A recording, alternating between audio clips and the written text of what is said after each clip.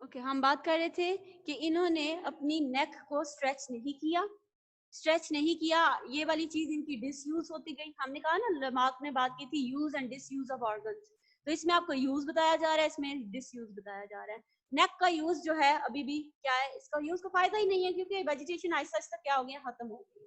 तो ये इनकी नेक्स्ट जनरेशन के अंदर ट्रांसफर होता गया। लेकिन बाद में क्या थी, वेजिटेशन जब टोटली खत्म होगी, कहाँ से, सॉइल के ऊपर से, जो इनकी जिसकी एक्सेस इनको थी वो बिल्कुल खत्म हो गई।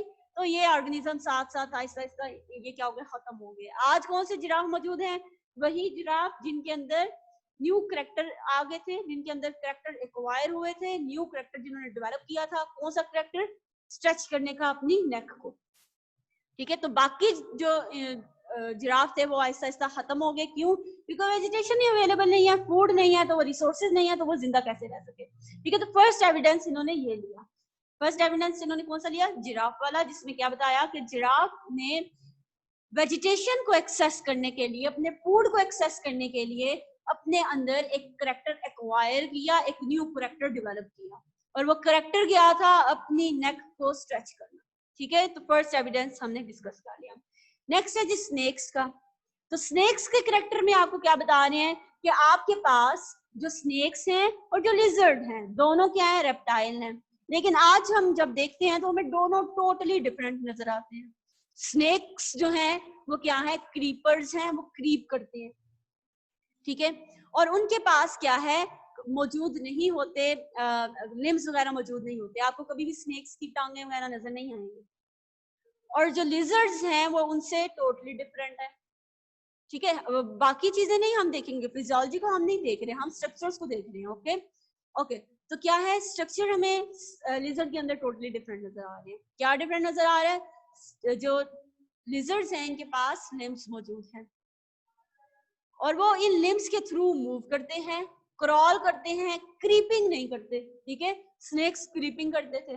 तो ये टोटली डिफरेंट है, लेकिन साइंटिस्ट क्या बता रहे हैं, दोनों का एंसेस्टर सेम था, सेम एंसेस्टर था। मतलब कि एंसेस्टर ने इन्वायरमेंट के मुताबिक जब उसको अडेप्ट किया, इन्वायरमेंट के मुताबिक जब उसके अंदर चेंजिंग्स आती गई, तो फिर क्या हुआ, वो दो तरह के ऑर्गेनिज्म उसने डेवलप किए। एक मॉडर्न वर्ल्ड में स्नेक्स बन गए, दूसरे मॉडर्न वर्ल्ड में लिजर्ड बन गए। इस एग्जांपल को हमने काफी जो है सही तरीके से एक्सप्लेन किया था पहले। नेक्स्ट इसमें बता रहे हैं हॉर्स का। ओके, हॉर्स जो आज मॉडर्न हॉर्स है एक्वस, इसका बता रहे हैं कि जो इसका एंसेस्टर था वो सॉफ्ट ग्राउंड के ऊपर रहता था। देखें, अब बात देखें ना, हम क्या बात करते हैं कि टाइम के साथ साथ डिफॉरेस्टेशन होती जा रही है। डिफॉरेस्टेशन का क्या मतलब है, आप दरख्त काट रहे हैं। ठीक है, क्यों काट रहे हैं, क्योंकि अर्बनाइजेशन हो रही है, पॉपुलेशन इंक्रीज कर रही है, हमारे रिसोर्सेज कम पड़ रहे हैं और हमें स्पेस ज्यादा चाहिए, जिसकी वजह से हम क्या कर रहे हैं, डिफॉरेस्टेशन कर रहे हैं। पहले क्या था, ग्राउंड सॉफ्ट था, मतलब ग्राउंड के ऊपर वेजिटेशन वगैरह मौजूद थी, जिसकी वजह से ग्राउंड क्या था, सॉफ्ट था। और हॉर्स की लेग्स क्या थी, शॉर्ट थी। क्यों? क्योंकि रिसोर्सेस इतनी ज्यादा थी और कंपटीशन क्या था, कम था। पॉपुलेशन क्या थी, कम थी। कब की बात है ये, ओल्ड एरा की बात की जा रही है, कि जो अभी मॉडर्न हॉर्स है उसके एंसेस्टर, कोई पुराने एंसेस्टर की बात की जा रही है, कि वो जिन टाइम्स के ऊपर रहता था तब अर्थ के ऊपर ग्राउंड क्या था, जिस एनवायरमेंट में ये रहता था उसका ग्राउंड सॉफ्ट था। और क्योंकि कंपटीशन नहीं था, पॉपुलेशन कम थी, इस वजह से इनके अंदर क्या था, इनको बहुत ज्यादा भागना नहीं पड़ता था फूड के लिए, बहुत ज्यादा कंपटीशन नहीं करना पड़ता था, तो शॉर्ट लेग थे।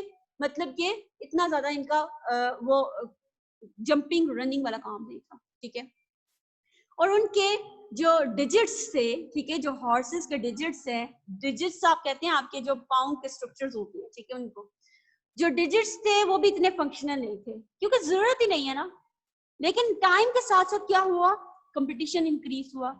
वही बात, ग्राउंड के ऊपर से वेजिटेशन क्या होना शुरू होगी, कम होगी। इस चीज को आप कहते हैं डेजर्टिफिकेशन।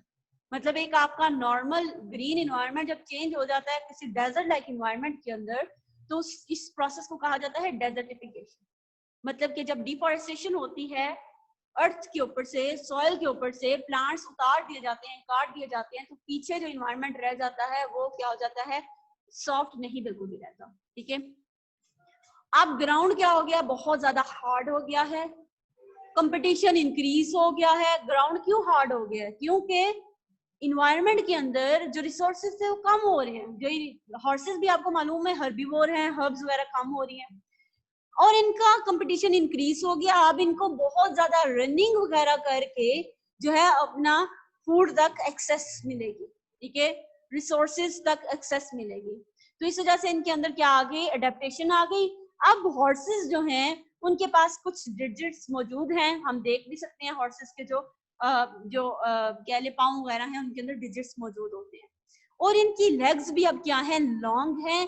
क्यों? क्योंकि इन्वायरमेंट के मुताबिक उसने खुद को अडेप्ट किया रनिंग वगैरह के लिए। रनिंग क्यों करनी है इसने, ताकि ये रिसोर्सेज तक एक्सेस हासिल कर सके, रिसोर्सेज मिलेंगी, फूड अवेलेबल होगा तो ये ऑर्गेनिज्म रह सकेगा, वरना ऑर्गेनिज्म सर्वाइव नहीं कर पाएगा, ठीक है।